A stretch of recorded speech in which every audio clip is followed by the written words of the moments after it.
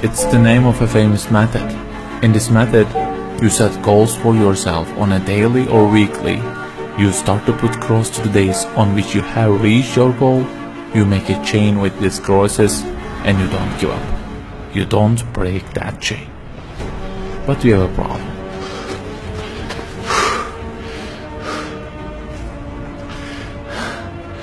Personal development specialists say that we should have goals.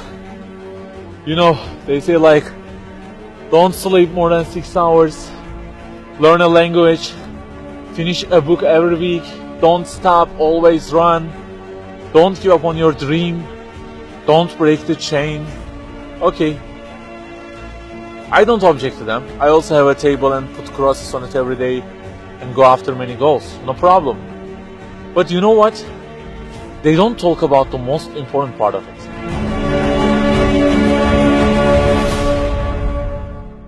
Let me give you a simple mathematical example. Try to imagine that you are adding numbers, and imagine that the numbers you have added up to this year is, for example, 35 in total, and you start from this year. For example, you will add 4 in this year, and then add 8 in next year, and it goes on. And there is an unknown time which counts down, and when it ends, you can't add any other number. Okay, you start the addition. Plus 4, plus 8, plus 7, plus 3. You add ambitiously, you keep adding and adding.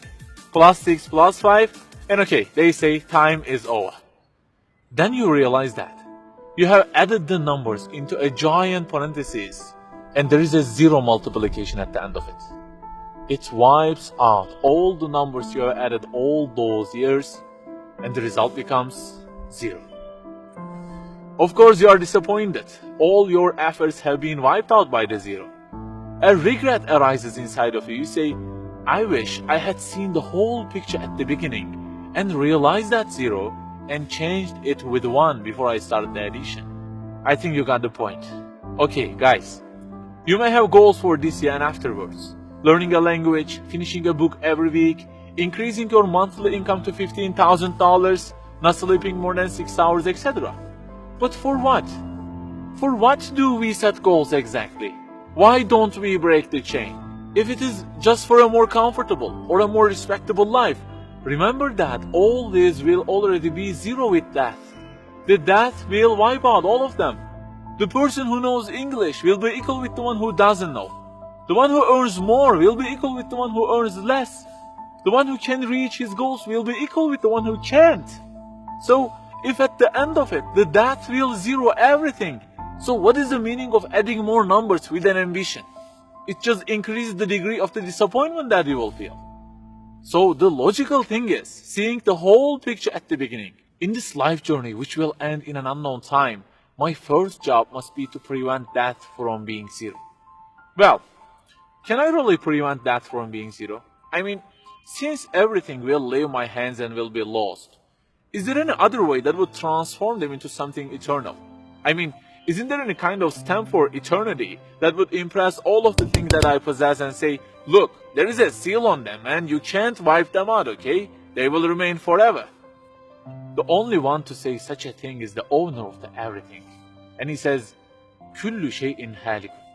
Everything, the languages you learn, the money you earn, the books you read, everything will be perished, إِلَّا وَجْهَهُ, except their way towards Him. So the creator of our life says, if your intention is towards Allah, if the thing you do is for His acceptance, it won't disappear, it will be transformed into eternity in paradise. So learning a language, finishing a book every week, being rich, everything, if they are towards Him and for His sake, eternity stamp being pressed on them. For example, in this year, I will study English for 10 minutes daily. For what? Because serving Islam in the field of English is so important, and I want to gain acceptance of my Lord with it. That 0 has turned into 1. This year, I will finish a book every week. Why? Because this is the way of being a more sophisticated person and serving Islam better, and Allah who is eternal will be pleased with it. Good news, that 0 has turned into 1 because now His acceptance is your intention. I aim increasing the income of my company to $150,000. For what? Because I will spend that money on spreading the message of the Quran to the whole world and the publications that would please Him. you have exterminated the zero because now your goal is towards him. We add and add like this through our lives, and they don't end with death. People who seek Allah's sake in their actions kill their death. Death cannot zero their additions. If the thing we do is for his acceptance, it is not mortal. You may say, I don't really love him that much, and maybe I don't really believe in him that much either. So how can I do everything for his sake?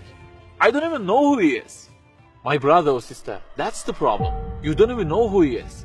And actually it is our first job in this life, recognizing him. That's the first step. The more you recognize him, the more you love him. And the more you love him, the more you seek his sake in your actions. So learn about him. Who made you? What does he want? Why does he give you such a billion things in each day? Read, find out. Turning the zero into one is a lifelong process. Start at the point that you are missing and try to fix it. Like the specialists say, don't break the chain, but keep the chain to gain his acceptance. Run, but run to be eternal. An unknown time counts down, and before starting to add the numbers, the first thing you have to do is to remove that zero. Otherwise, everything you added will be wiped out.